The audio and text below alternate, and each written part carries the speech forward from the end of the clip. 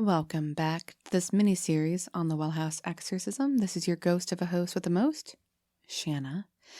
And tonight I'm going to read to you The Telltale Heart by Edgar Allan Poe, written in 1843. It's a story of murder and madness and the macabre. True, nervous, very, very dreadfully nervous, I had been and am, but why will you say that I am mad? The disease had sharpened my senses, not destroyed, not dulled them. Above all was the sense of hearing acute. I heard all things in the heaven and in the earth. I heard many things in hell. How then am I mad? Hearken and observe how healthily, how calmly I can tell you the whole story. It is impossible to say how first the idea entered my brain, but once conceived, it haunted me day and night. Object, there was none. Passion, there was none. I loved the old man. He had never wronged me. He had never given me insult. For his gold I had no desire. I think it was his eye. Yes, it was this.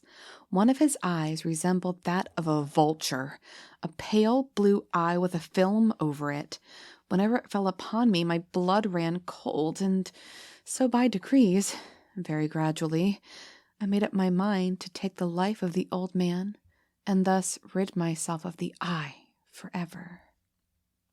Now this is the point. You fancy me mad. Madmen know nothing. But you should have seen me. You should have seen how wisely I proceeded, with what caution, with what foresight, with what dissimulation I went to work. I was never kinder to the old man than during the whole week before I killed him. And every night, about midnight, I turned the latch of his door and opened it, oh, so gently. And then, when I had made an opening sufficient for my head, I put in the dark lantern, all closed, so that no light shone out. And then I thrust in my head. Oh, you would have laughed to see how cunningly I thrust it in. I moved it slowly, very, very slowly, so that I might not disturb the old man sleeping. It took me an hour to place my whole head within the opening so far that I could see him as he lay upon his bed. Ha! Would a madman have been so wise as this? And then, when my head was well in the room, I undid the lantern cautiously, oh, so cautiously, for the hinges creaked. I undid it just so much that a single thin ray fell upon the vulture eye. And this I did for 7 long nights, every night, just at midnight. But I found the eye always closed, and so it was impossible to do the work, for it was not the old man who vexed me, but his evil eye.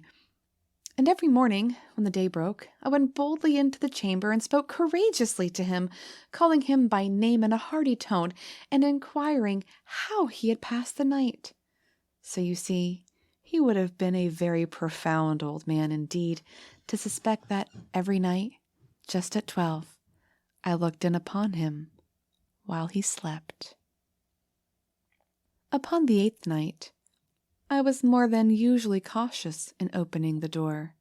A watch's minute hand moves more quickly than did mine. Never before that night had I felt the extent of my own powers, of my sagacity. I could scarcely contain my feelings of triumph.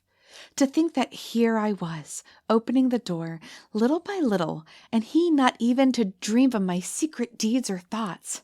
I fairly chuckled at the idea, and perhaps he heard me, for he moved on the bed suddenly, as if startled. Now you may think that I drew back, but no. His room was as black as pitch, with a thick darkness, for the shutters were close fastened through fear of robbers. I knew that he could not see the opening of the door, and I kept pushing it on steadily. I had my head in, and was about to open the lantern, when my thumb slipped upon the tin fastening, and the old man sprang up in the bed, crying out, "Who's there?" I kept quite still, and said nothing. For a whole hour I did not move a muscle, and in the meantime I did not hear him lie down. He was still sitting up in the bed listening, just as I have done, night after night, hearkening to the death watches in the wall. Presently, I heard a slight groan, and I knew it was the groan of mortal terror. It was not a groan of pain or grief. Oh, no. It was the low, stifled sound that arises from the bottom of the soul when overcharged with awe. I knew the sound well. Many a night, just at midnight, when all the world slept, it has welled up within my own bosom, deepening with its dreadful echo the terrors that distracted me. I say I knew it well. I knew what the old man felt, and pitied him, although I chuckled at heart. I knew that he had been lying awake ever since that first slight noise, when he had turned in the bed. His fears had been ever since growing upon him. He had been trying to fancy them causeless, but could not.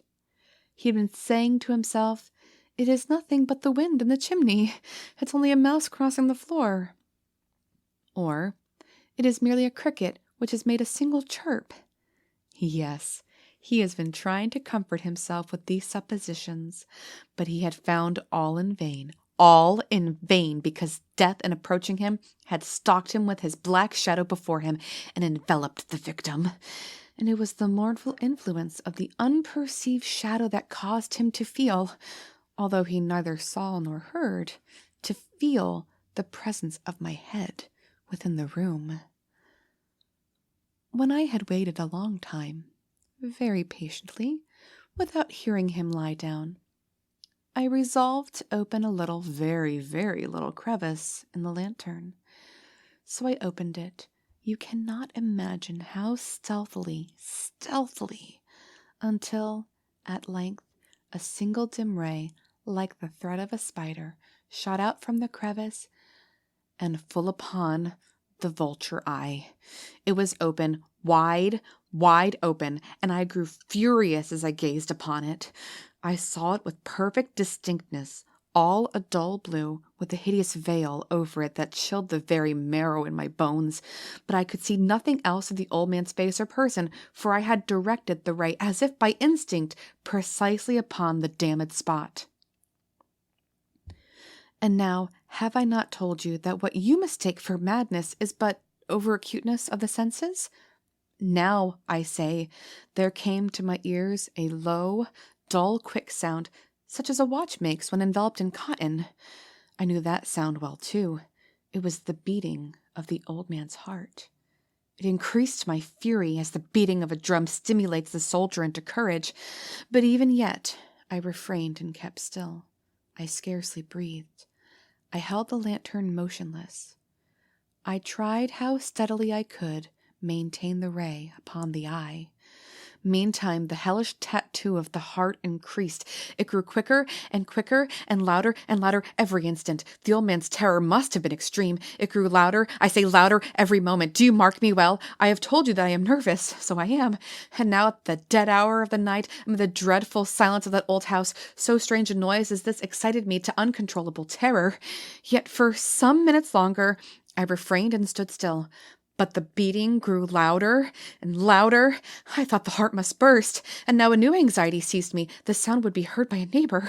The old man's hour had come. With a loud yell, I threw open the lantern and leaped into the room.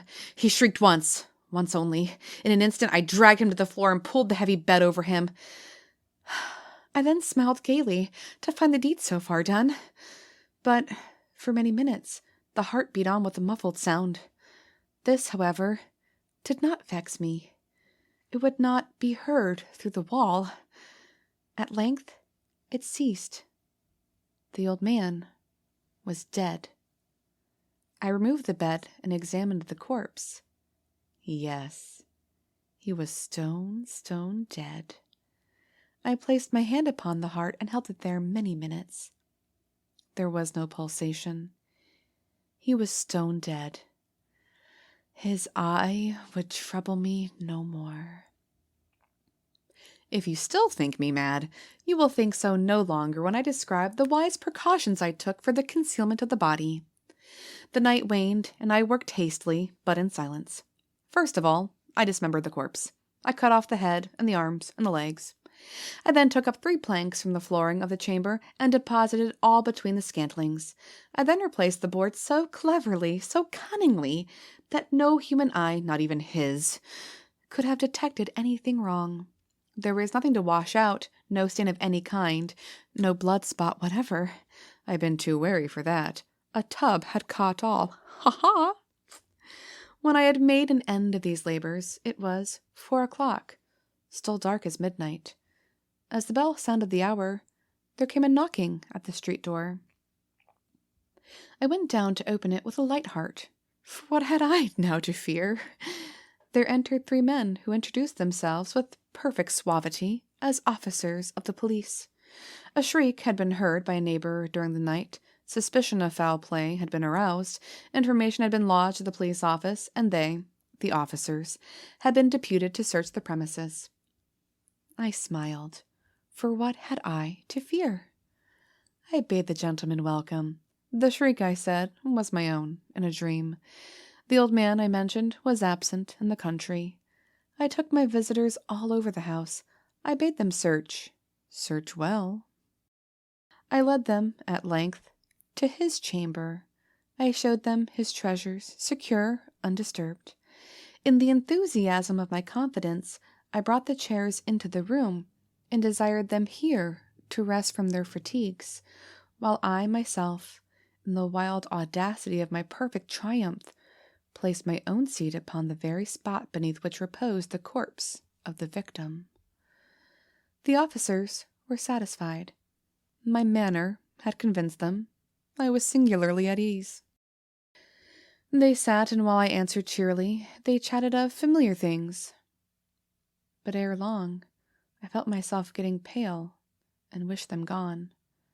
My head ached, and I fancied a ringing in my ears. But still they sat, and still chatted. The ringing became more distinct. It continued and became more distinct. I talked more freely to get rid of the feeling, but it continued and gained definitiveness until at length I found that the noise was not within my ears.